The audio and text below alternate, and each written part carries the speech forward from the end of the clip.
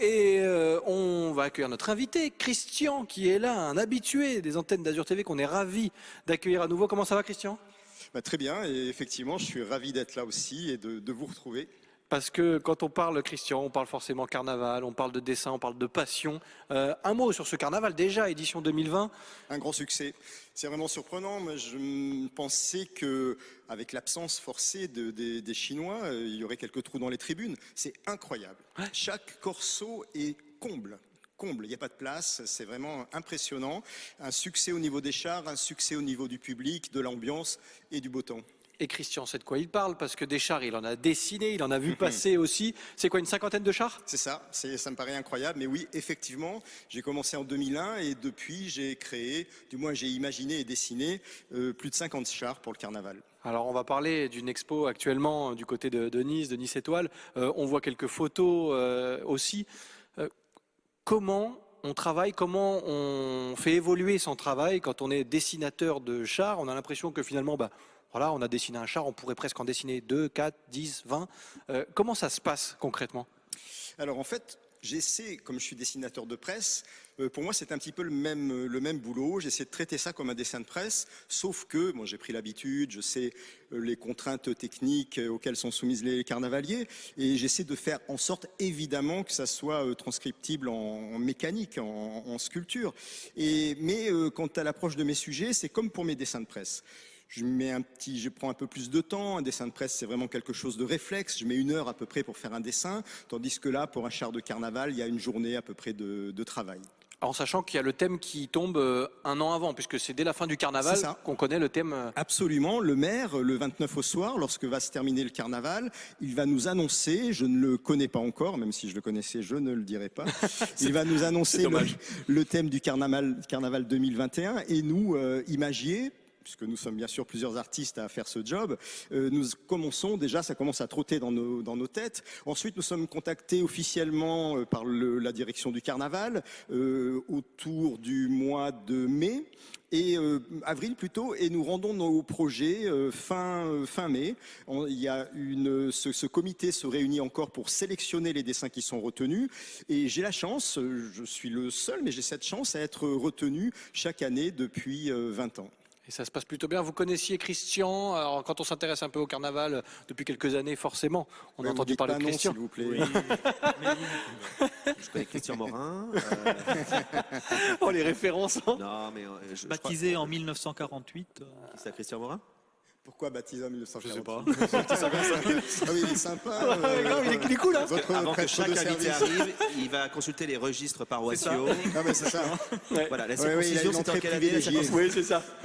Non, moi, on s'est déjà vu. Je vous ai déjà Attaqué au tribunal. Il est avocat, c'est Non, pour ça. non, on avait fait. Je sais pas si j'étais chroniqueur ou. Ah oui, c'est vrai. Hein, C'est vrai. À la avec maison du carnaval. Ouais. Et c'est vrai que je me souviens très bien parce qu'il y avait beaucoup de publicité à un moment donné sur Christian à Mougins, Christian par-ci, Christian. Et du coup, on commence toujours nos phrases par Christian. Christian ça, ci, c'est Christian bien. ça, c'est. C'est une bonne habitude. Voilà. Non, mais c'est vrai que le travail est impressionnant.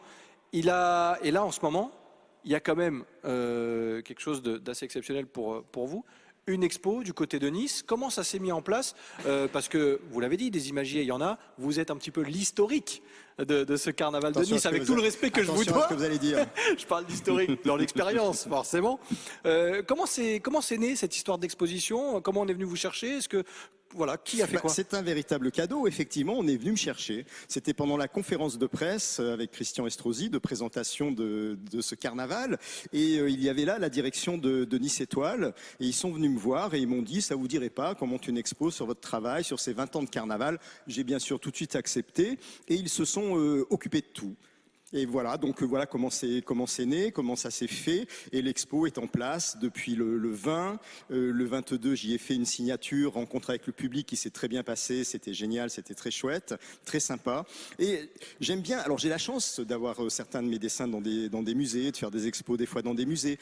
Mais dans des lieux comme ça, des lieux publics, comme un centre commercial, j'adore ça. Ce contact direct avec les gens, cet échange, c'est génial, cette proximité, j'aime beaucoup ça. On ouvre une petite parenthèse, on a vu, et je vais demander à Sébastien Lyotard à la réalisation s'il peut nous remettre la photo de Jean Dujardin.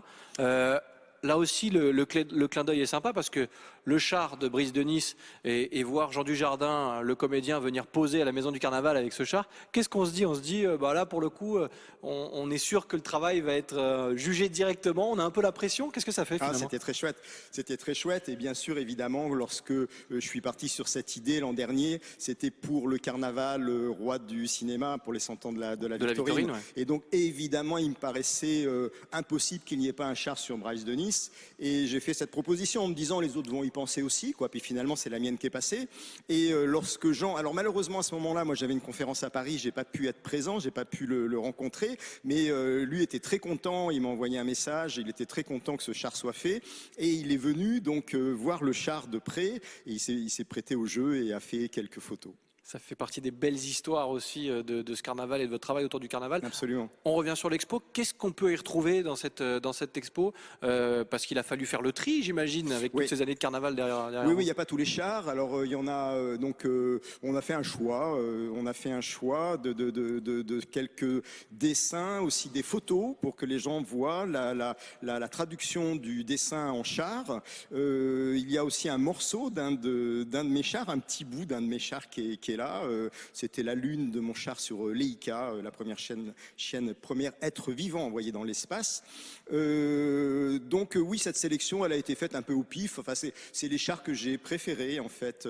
Et puis il y a aussi 2-3 images de projets qui n'ont pas été réalisés, parce que ça arrive aussi.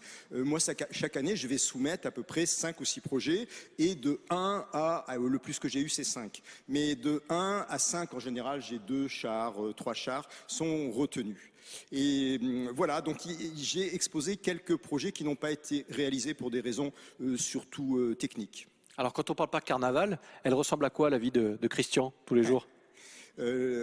C'est une vie d'artiste, c'est génial de pouvoir vivre de son art, et comme vous l'avez dit tout à l'heure, c'est une vie de passion, et je fais plein de choses qui sont toujours liées au dessin, à mon métier, comme justement le carnaval. J'essaie de faire de plus en plus de sculptures, parce que ça vraiment ça me passionne. Dans la région, il y a celle du rond-point Coluche, à l'endroit où Coluche malheureusement a trouvé la mort, et je suis en train d'en préparer d'autres, d'en présenter d'autres.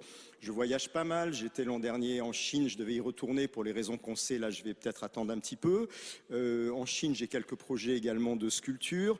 Mon aventure avec le Japon continue, ça fait 34 ans, à peu près 35 ou 40 voyages là-bas, un gros bilan carbone.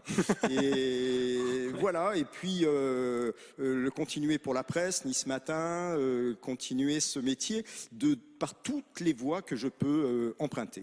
Bon, les 30 dernières secondes, je vais laisser Adrien, je l'ai vu s'agiter. Non, juste. Ah oui, ça passe très vite, ça passe toujours trop vite. On est impressionné par ce palmarès et par ce CV, mais derrière tout artiste se cache quelqu'un, se cache un mentor, se cache des assistants, se cache des gens avec qui vous travaillez à cette réussite. Est-ce que vous avez une équipe? Est-ce que vous avez une inspiration particulière? Non, mais bien sûr, se cachent des mentors, oui, plusieurs qui ont guidé. De toute façon, c'est toujours des histoires, vous avez tout à fait raison. La vie d'un artiste, et même de tous les gens en particulier, ce sont des histoires de rencontres. Guy Foissy, l'auteur de théâtre Guy Foissy, qui m'a amené au Japon, Jean-Marc Michel à France 3 Côte d'Azur, puisque j'y suis resté 15 ans. Voilà, ça a toujours été des rencontres, ça a toujours été des échanges, des histoires de rencontres. Là, sur une de mes prochaines sculptures, ça va être une sculpture à 4 mains, où je vais travailler avec un ami, Gilles de Verchères. On va créer cette sculpture ensemble. Ce n'est que ça en fait. Alors je n'ai pas d'équipe, je me débrouille tout seul comme un grand. J'ai l'âge, vous me direz. Mais voilà, mais alors là, mauvais exemple, les carnavaliers, effectivement, c'est parce que c'est bien joli de faire un dessin, de réfléchir, même si je vous ai dit que j'y passais une journée, eux ils y passent des mois. Et là, il y a vraiment tout le côté technique et tout le savoir, et cette année, je les remercie encore tous les deux, Gilles Povignat qui a fait mon char XXL S taille mannequin, et Cédric Pignataro, mon second char Elisabeth II. C'est un travail formidable, ces gars sont de grands artistes, de vrais artistes, et en plus ils maîtrisent la technique. C'était important aussi de leur rendre hommage. Merci Christian d'être passé sur le plateau de la grande émission. Merci à vous. Christian, 20 ans de carnaval du côté de Nice Étoile, du 20 au 29 février. Allez en profiter. Voilà, pour toute la famille, bien sûr. Vous regardez, il y a toute une histoire derrière, comme vient de nous le raconter Christian. C'était un vrai plaisir, comme d'habitude, Christian, de vous recevoir. Et merci d'avoir partagé cette passion toujours intacte avec nous.